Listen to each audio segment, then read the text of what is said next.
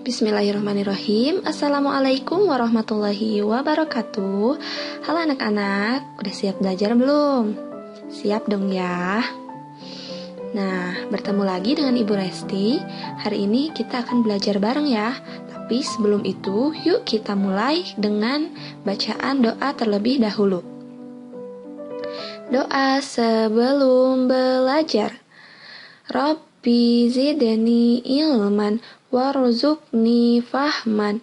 Ya Allah, tambahkanlah ilmuku dan berilah aku pemahaman.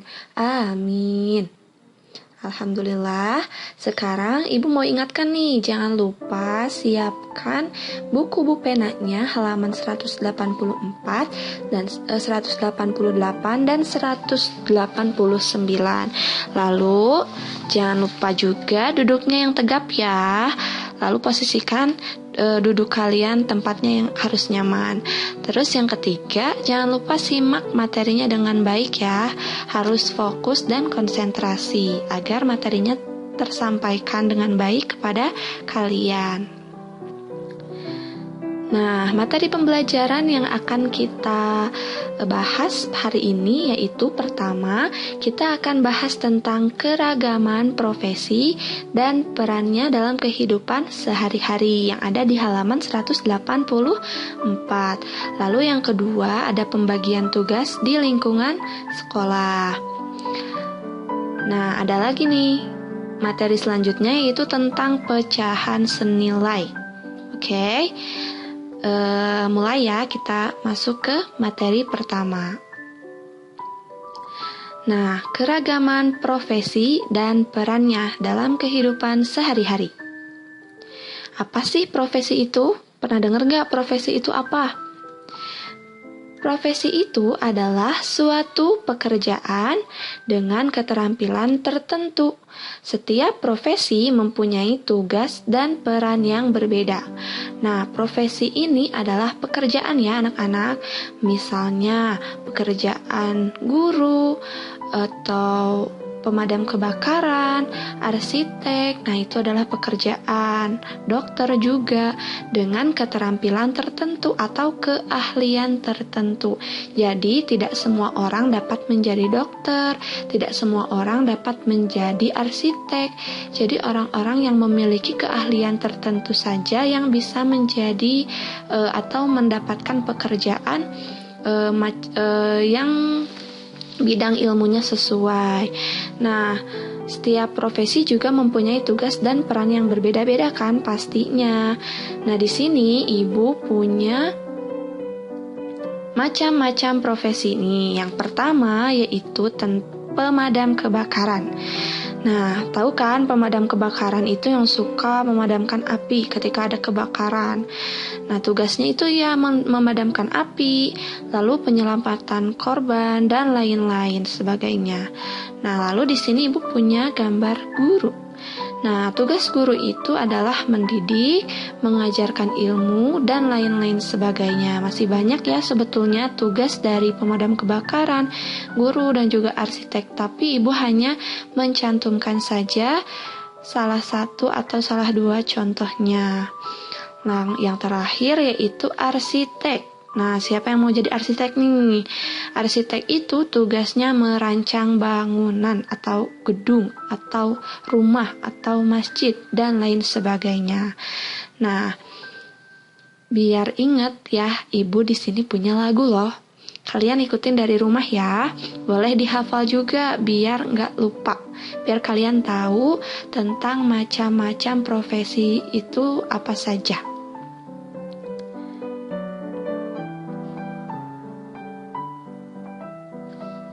Nah, kita mulai ya.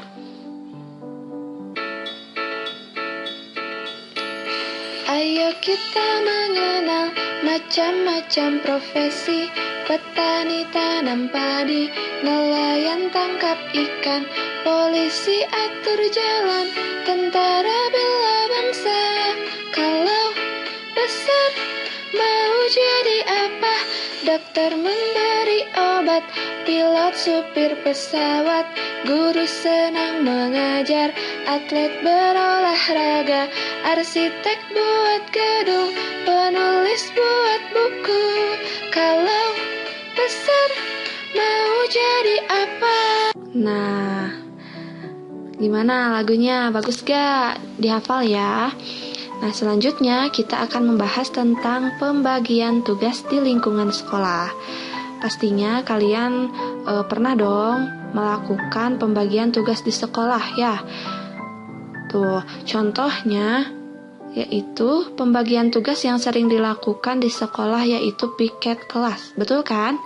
Meskipun masing-masing punya tugas, tapi setiap siswa tetap harus saling tolong-menolong karena akan membuat pekerjaan itu cepat selesai dan menjadi ringan.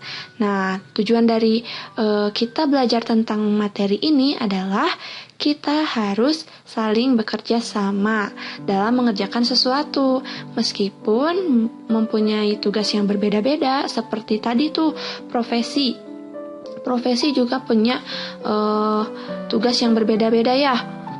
Tapi mereka saling berperan dalam kehidupan sehari-hari, saling membantu ya melalui profesi itu. Nah, sekarang di sini tentang pembagian tugas di sekolah.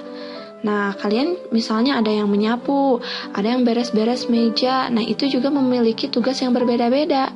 Tapi harus tetap saling menolong agar pekerjaan kalian tetap cepat selesai dan lebih ringan. Begitu ya. Nah, selanjutnya kita akan bahas tentang pecahan senilai. Pecahan senilai itu apa ya? Coba kalian buka bukunya halaman 188. Pecahan senilai adalah pecahan yang memiliki nilai yang sama. Nah, Ibu ilustrasikan ya, di sini Ibu punya persegi panjang ya. Nah, persegi panjang ini tidak Ibu bagi ya, tetap seperti ini. Jadi, satu persegi panjang ini dapat dikatakan 1/1. Kalian kemarin sudah belajar ya tentang pecahan. Nah, angka 1 yang di atas itu bisa kita sebut sebagai pembilang, dan angka 1 yang di bawah itu sebagai penyebut. Nah, persegi panjang ini Ibu akan bagi menjadi 4 bagian. Nah, seperti ini ya. 1, 2, 3, 4. Dan Ibu akan arsir 1 bagian.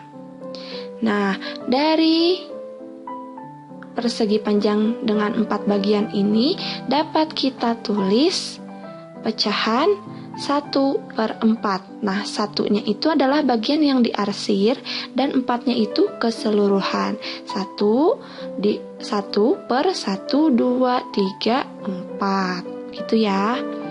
Nah, persegi panjang yang kedua dan pertama itu memiliki luas yang sama ya, ukurannya sama.